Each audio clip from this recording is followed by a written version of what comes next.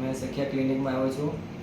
મારું 1 વર્ષથી 1 મહિના માટે ચાલુ છે ટ્રીટમેન્ટ અને એનું બેસ્ટ રિઝલ્ટ મળ્યું છે મને.